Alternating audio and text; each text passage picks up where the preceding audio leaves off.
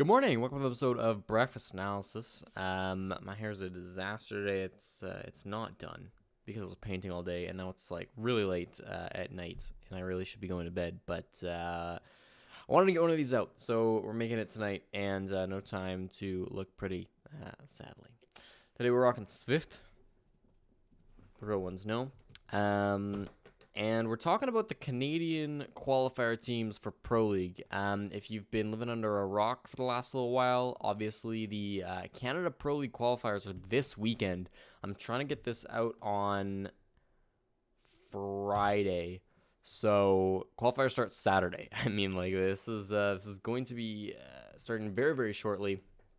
And as someone with quite a bit of experience, following the Canadian scene, I thought it was only proper that I dig into some of the teams that have signed up for the qualifiers already and essentially, let you guys know how I think they're going to do, which teams are worth watching. Teams that haven't signed up as of, the 27th of May, aka Wednesday, aren't going to be counted because I wasn't going to go all through Twitter to try to figure out which teams, we're trying to form or whatever. These are only going to be teams that I have heard of, or at least that I've heard a few of their players that are already signed up to play in the qualifiers, which hopefully is all of them because we had that whole big thing with the American qualifier. Not that it is likely to repeat itself in the Canadian qualifier, but you know what I mean. People are paranoid, rightfully so. So this 7 teams on my list today. I fully expect every single one of these teams to at least make Challenger League. Based on how the bracket goes, most of them have a good shot. I would say all of them have a shot at Pro League. But I have divided it up into sort of the top 4, which I expect to make Pro League if the bracket works out to be relatively fair. And then the bottom 3, which I anticipate will land in somewhere in Challenger League. But, given the competition level, every single one of these teams should make it to CL easily. And yeah, we'll probably not face too many obstacles getting into Pro League other than each other. We're going to go from the bottom of the list to the top, basically reading off these teams, and I'll read off their players and let you know what I think about them. And the last place team, there has to be somebody in last, but, better than every other team that's signed up that I've never heard of. It's going to be Rat Corners. This team of LSG, Makarov, Default, W9S, and ADAN. Has some familiar names on it. I think that ADAN is probably the most notable one. Played on the Team Canada squad for a long time. He didn't play in the most recent iteration of Team Canada that played in the most recent 2019 Canada Nationals, but he was on that team for a long time. I think was in a lot of ways the ringleader of it. Kind of got all the pros together and was like, hey, let's make a Canadian team, and then did that, and then won a bunch of lands in Canada, obviously. So lots of experience there, not a lot recent, obviously was not playing in the most recent iteration of the Canada Nationals. Then you've got LSG, who is a very talented French-Canadian player, however has been known in the past to have attitude issues, and to be honest, he's not that popular in the Quebec scene. And, as somebody who's obviously never played with the guy, I can't really speak to how toxic he is or anything like that. But supposedly, there's been issues with that and former teammates. Hopefully that's been cleaned up a little bit going into these qualifiers. And then the other name that I've recognized is W9S. He's a Parallax Gaming content creator, according to his Twitter. Not a huge guy. You maybe haven't heard of him. I hadn't before these qualifiers. But clearly, invested in the game, and that's always something good to see. Mixed with these other names that I recognize, I mean, that's a formidable roster, absolutely. You got experience from ADAN, you got skill from LSG for sure, and then the rest of the team, they're there as well. Default and Makarov are not players I've heard of, so who knows what they bring to the table, but hopefully they can step up. At the moment, I've got this team in 7th, which is the bottom of my list. I expect them to make Challenger League, but full of surprises, obviously. Who knows what these guys are going to bring. Team number 6 that I wanted to mention is the North. This is a roster that contains Omega Project, Coffee, Spectrum, Wick, and Rowdy Owly. Omega Project, Coffee, and I hope I was pronouncing Coffee right. It's spelled interestingly. And Spectrum are not players I've ever heard of before in my life, but the last 2 were big enough, or at least notable enough that I wanted to mention them here. Start with Rowdy Owly. You might Recognize this. Certainly, if you were paying as close attention as I was to the most previous iteration of Canada Nationals, you would remember Rowdy Owley made it all the way to LAN for Team Yes, which was honestly a pretty good team. A little bit brain dead, maybe just gunners, you could argue, but Rowdy Owley was a strong contributor to that team, and I always thought that he was, a really good Canadian player. And it didn't shock me too much when Team Yes made LAN, although it was a bit of a surprise. And they did okay when they went to the Canada Nationals LAN. I think they got second, which is really, really good, to be honest. Only losing to Team Canada. And they even had one close map. Yeah, 1-8-7 against Team Canada. So, I mean, he's got that experience. As far as the Canada National goes, that's pretty good. That's quite a bit of success for the Canada Nationals. So, Rowdy Owley is certainly experienced in that sense. He's a very good player. He's proven on LAN and online. And then you've got Wick, who probably nobody remembers, but he was in the Tier 3 scene for a little while, played on X13, if anybody can recall that team name. I'm kind of dating myself on when I was involved in the Tier 3 scene, but no, Wick's a cool guy, and he also went to the same university as I'm currently going to, so that's why he's notable to me. Does that make him a good Siege player? Not inherently, but his teams in the past have been relatively successful. He's been on a bit of a break recently, so he's kind of coming back here, and on a team with Rowdy Owley and 3 other guys who, again, I don't know a whole lot about. There's potential there, and I fully expect that this is a team, given the experience, should demolish all the randoms that have also signed up for this tournament, because again, it's open, and there's a lot of just unknown names in this. And that brings up the bottom 2. I think that there's probably a bigger gap between 5th and 6th than anybody else, because the 5th place team, while I did obviously put them out of Pro League range, I think they could absolutely make it. They're called Orglis Canada or Orglis NA. It really depends on what website you look at them on. But they're an exciting team. They don't have crazy known players. I think they have one of the weakest lineups of anybody I've seen. Let's go take a look at their Twitter announcement. Baka, Kinda Frosty, Boomski, Cable, and Pyrex. Pyrex, maybe. I'm not sure. Don't know a lot of those names. Frosty, Kinda Frosty should be memorable. He did play in the Canada Nationals. He was on Coast to Coast, which was an all-right team in the Canada Nationals. They made the main broadcast, so that's something. Was Frosty? I thought Frosty was on a relatively decent team in the first half of that season too. I could be totally out. No, yeah, he was on Looney Toonies as well. So, 2 teams that made it. They found a limited success, I'd say, in Canada Nationals, but they did, make it to main broadcast. So he's been in the Canadian scene for a little while now, relatively active, which is always nice to see. The big thing about Orglis Canada that bumped them above the other 2 teams for me is that they really seem to be putting a lot of effort into this league. They've got a really nice Twitter page, which obviously doesn't inherently say how good of a team is, but still, I mean, they're putting a lot of effort in. They've hired. They probably aren't paying them, but they've gotten on a coach and an analyst, Domo and Paul FPS, according to their Twitter, which is, again, just showing how much effort they're putting in. They're also playing in Tier 3 leagues, SCL, which, they most recently retweeted them 7-0ing a team called Swift Uprising. Really no idea about that league or that team that they beat, but it's impressive nonetheless. They're putting in the work, and I think that counts for a lot. I'd be shocked if this team went out to a bunch of randoms just based on how much effort they seem to be putting in.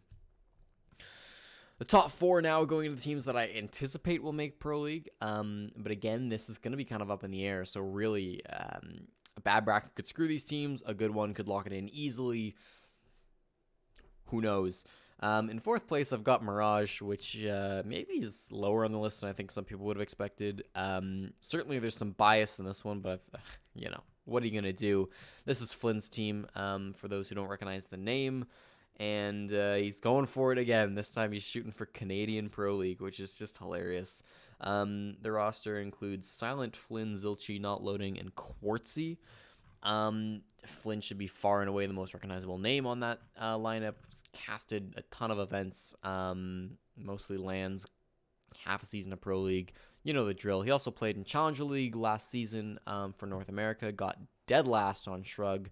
But I will say, you know, that team, again, from a biased perspective, I was, you know, sitting behind Flynn for half the games, so I got maybe more of an in-depth look into that team than other teams. And from that perspective, it did seem like that team had a lot of potential, and you know, there were some good players on it. And I got a lot of Twitter clicks from you know, filming Flynn's reactions. So I thought they were a pretty decent team.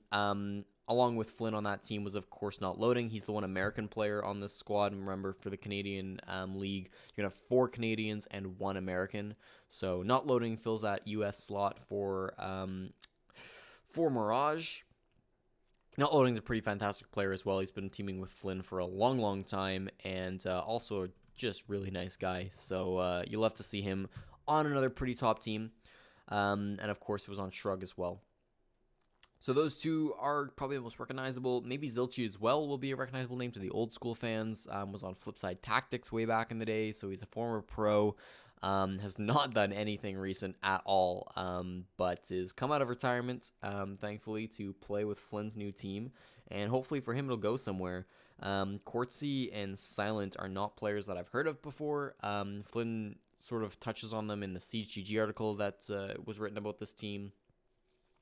Silent apparently like a really young player who's sort of up and coming, and Quartz is just sort of a wild card. So I can't speak on those players. I've never heard of them or seen them play. But yeah, this team is obviously exciting. They're going to have a ton of fans, and certainly I'll be rooting for them in the qualifiers to make it big. But there's just a little bit too many question marks on this roster for me to put them any higher than 4th. Zilchi's old. You know, Flynn and Not Loading, as much as I love them, haven't had a ton of success. On paper, I just can't put them that high. And the other two are totally random in my mind. So putting them at 4th, but I hope to see good things from them, and they'll probably surprise me. In 3rd, I've got one of the 2 French teams that will be participating in these qualifiers. It was really tough ranking the 2 French teams. The other one is going to be in the 2nd place spot.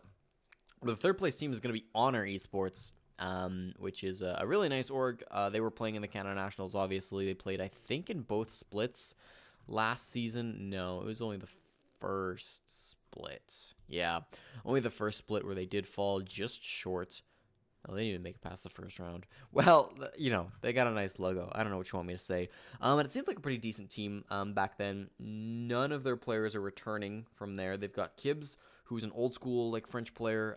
Didn't play in the most recent Canada Nationals, according to Wikipedia, but definitely was a player in the scene that I recognize and a name that I'm definitely familiar with. You've got Exod and DarkN, who were both playing on Livid recently, at least in the last season of Canada Nationals, which again was a pretty decent team. You know, didn't make it past that first round, but they did qualify. Or actually, sorry, in the second set of qualifiers, they did make it past the first round, and you know, they did quite well. Notably, Exod and DarkN were on Livid at different times. So Exod was there for the second set of qualifiers where they did make it past the first round. And then DarkN was on the team for the first set of qualifiers when they didn't make it past the first round. So not technically former teammates, but they were on the same roster a couple of, well, I guess almost a year ago now.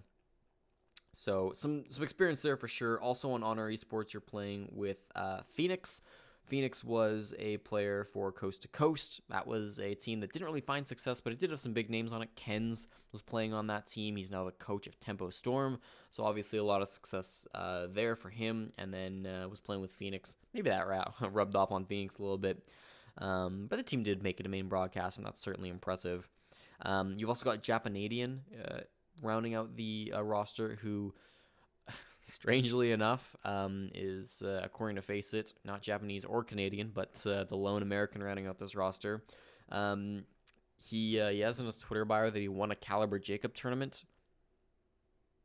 So he's got that going for him. I don't know, it's something. Caliber Jacob fan is all good in my eyes. So hopefully he can contribute to this team.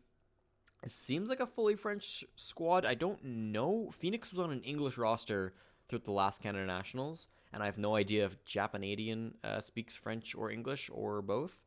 But the other 3 members are definitely French, so French core at least, and rocking that French org as well on our esports. So it's fun to see Honor back in the scene with a pretty competitive team as well. The other French team that do, of course, have an org is Nordic, and Nordic also seem quite strong, filled with former Canada national pros. I mean, this is the French community, the Quebec scene, as they do recycle a lot of players.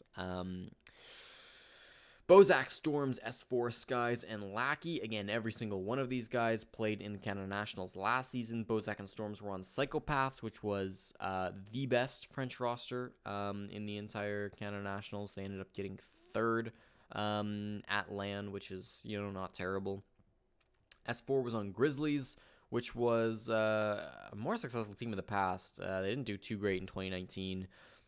Skies, spelt with a V and a Z rather than a Y and an S, was on Old Man Club earlier on, late in the season, which was another, I think that was an English team who found some success, but I think he's a French player. You don't quote me on that, but, I'm assuming.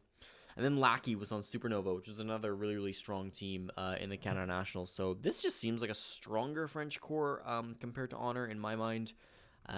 Given their experience, watching these players a lot last year, in my mind, like Bozak and Storms and Skies were really like pretty key players for their teams. Those were like big guys that showed up. And then you had like DarkN, who I would say was a little bit, he's got that experience for sure, but was a little bit weaker, I would say, last season. And Phoenix as well, like maybe just wasn't really performing at the same level. So I anticipate Nordic will make Pro League for sure. They seem really, really competent and basically the best the French scene has at the moment. So I'm excited to watch Nordic, that's for sure. And first place on the list, man, I did not expect to put this team on the list. It is your 4th placed Canada Nationals LAN team. Thread the Needle is my team to win it all for Canada Pro League, at least win the qualifiers. Envisions, TAC, Maple, Wolfzies, and Pox.